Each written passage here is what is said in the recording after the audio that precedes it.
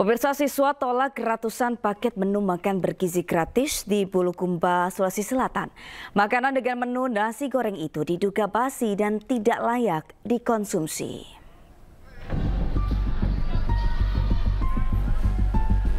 Sebanyak 712 paket menu makan bergizi gratis di sejumlah sekolah di Bulukumba, Sulawesi Selatan diduga basi.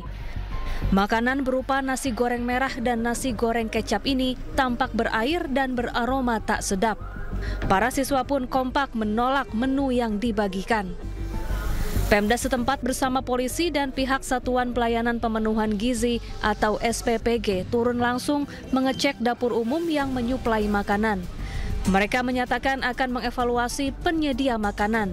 Sementara pihak SPPG berdalih makanan bukan basi, melainkan basah. Memang persepsi inilah yang menurut kami harus disatukan, karena yang merasakan anak-anak kita, mereka tidak memakan makanan itu dan dievaluasi. Ada yang kami dapatkan itu setelah ada laporan, memang nasinya lembek, jadi gumpal dia. Kalau saya di lapangan tadi mencoba nasi itu, saya masih makan dan tidak basi, tapi lembek memang. Itu kan persepsi lagi. Pihak sekolah juga masih mendata kondisi sejumlah siswa yang terlanjur menyantap menu yang dibagikan. Dari Bulukumba, Sulawesi Selatan, Dirman Anwar, iNews melaporkan. Dan untuk mengetahui informasi terkini, kita sudah terhubung dengan Kasat Reskrim Polrestro Depok AKBP Bambang Prakoso. Selamat pagi, Pak Bambang. Selamat pagi. Ya, Pak Bambang, berapa jumlah korban yang telah melapor secara resmi hingga saat ini? Sampai dengan saat ini, korban yang telah melapor kepada kami baru 1 orang. Baru 1 orang. Lalu untuk terduga pelaku sendiri, Bapak, apakah sudah dilakukan pemanggilan?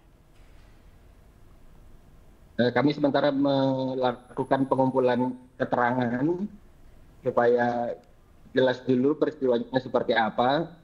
Nanti apabila sudah pada saatnya terlapor atau terduga pelaku akan kami ambil keterangan juga. Siapa saja Bapak yang dimintai keterangan?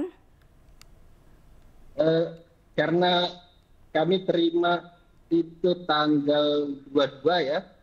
Tanggal 22. Kemudian di tanggal 22 itu yang kita lakukan pertama visum terhadap anak korban. Kita ambil keterangan terhadap anak korban dan orang tuanya selaku pelapor. Lalu keesokan harinya tanggal 23 ada 1 dari pihak sekolah yang kami ambil keterangannya. Jadi dari korban dan juga dari pihak sekolah. Untuk pihak sekolah sendiri siapa Bapak yang telah dimintai keterangan? Bagian dari pelaksana pendidikan. Pelaksana pendidikan. Lalu apakah hasil visum dari pelapor sudah ada Bapak? Belum. Belum. Lalu Pak, dari keterangan yang dilakukan, bagaimana modus pelaku melakukan aksi tidak senonohnya ini Pak? Dan sejak kapan? Kalau dari laporan bahwa ada komunikasi antara anak korban dengan terduga pelaku yang kalimat-kalimatnya dapat melanggar norma begitu ya, atau kesusilaan. Seperti apa Pak? Bisa dijelaskan secara lebih rinci? Kami untuk saat ini kurang tepat apabila menyampaikan hal itu karena informasi atau fakta yang kami peroleh masih sangat terbatas. Khawatir nanti informasi ini belum dapat terkonfirmasi dan belum dapat kami pastikan kebenarannya, nanti khawatir malah jadi isu yang baru gitu. Pak, lalu pihak sekolah sendiri seperti kepala sekolah ini membela terduga pelaku. Bagaimana tanggapan dari Bapak sendiri terkait hal ini dan juga kepolisian? Apakah sudah meminta keterangan dari kepala sekolah? Kalau tanggapan saya rasa saya tidak memiliki kapasitas untuk menanggapi sikap dan tindakan yang diambil oleh kepala sekolah. Kemudian dari pihak sekolah udah kami ambil keterangan. Hari ini juga ada lagi yang kami ambil keterangan. Mudah-mudahan dengan pengambilan keterangan beberapa orang ini untuk korban-korban yang lain bisa pulih dari traumanya lalu berani speak up memberikan informasi kepada kami. Pak, untuk korban yang melapor ini apakah mendapatkan pendampingan psikologis selama proses penyelidikan berlangsung?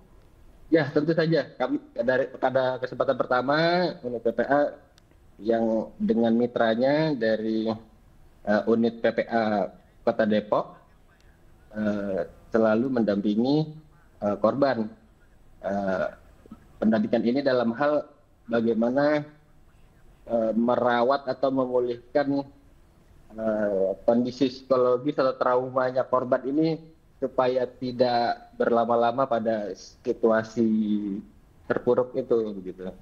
Baik, jadi bisa dipastikan terduga pelaku ini belum diperiksa ya, Pak? Belum. Kapan diperkirakan pemeriksaan atau pemanggilan terhadap terduga pelaku akan dilakukan? Ketika fakta-fakta lain atau hasil penyelidikan yang lain sudah dapat mengonfirmasi peristiwanya seperti apa, nanti pada waktunya pasti akan kami ambil keterangan, begitu. Baik, Pak, terakhir apakah polisi membuka posko pengaduan untuk korban lain yang perlu melapor dan bagaimana cara para korban ini melapor? Silakan hubungi 110, 24 jam selalu ada operatornya. Nanti disampaikan saja TKP-nya di mana, dan juga enaknya 110 apabila dihubungi dari ponsel maka sambungan itu akan dijawab oleh satuan kerja atau Polres atau setempat. Jadi panggilannya itu nggak nyasar kemana-mana begitu.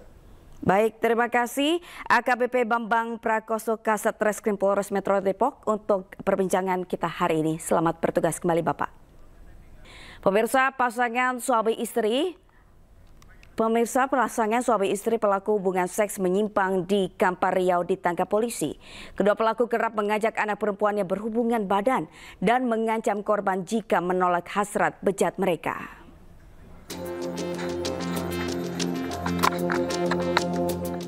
Polisi menangkap pasangan suami istri pelaku hubungan seks menyimpang di Kampar Riau. Keduanya kerap mengajak anak perempuannya berhubungan badan bersama atau trisam. Aksi bejat ini pertama kali diminta ayah tiri korban. Ia mengajak istri dan anak tirinya untuk berhubungan badan. Jika tidak dilayani oleh istri dan anak tirinya, pelaku kerap mengancam korban dengan tidak membiayai sekolah hingga hendak membakar rumah. Melibatkan anak kandung, ya. Dan juga saya dapatkan informasi bahwa di rumah itu si ayah tiri ini diperlakukan sebagai raja, kemudian habitat atau kebiasaan dia itu dalam perilaku seksual itu tidak normal. Dia tidak bisa melakukan hubungan badan dengan suatu wanita, bisa lebih. Adapun aksi keji pelaku telah berlangsung sejak korban berusia 12 tahun hingga kini berusia 23 tahun. Akibat perbuatannya, kedua pelaku ditahan dan terancam hukuman 15 tahun penjara. Dari Kampar Riau, Indra Yosdizal, iNews melaporkan. 3 tahun sejak diberlakukan, Menteri Pemberdayaan Perempuan dan Perlindungan Anak Arifah Fauzi akui bahwa pengaplikasian Undang-Undang Tindak Pidana Kekerasan Seksual belum optimal. Menurutnya bahkan masih banyak pelaku yang tidak diproses hukum. Jalan selama 3 tahun walaupun kita belum maksimal hasilnya karena ini harus ada kolaborasi menjadi tanggung jawab kita bersama karena kementerian nggak bisa sendiri, provinsi juga nggak bisa sendiri, pemerintah nggak bisa sendiri, semua harus berkolaborasi, bersinergi. Jadi undang-undang itu memang sudah ditetapkan, tetapi untuk implementasinya harus kolaborasi dengan berbagai pihak.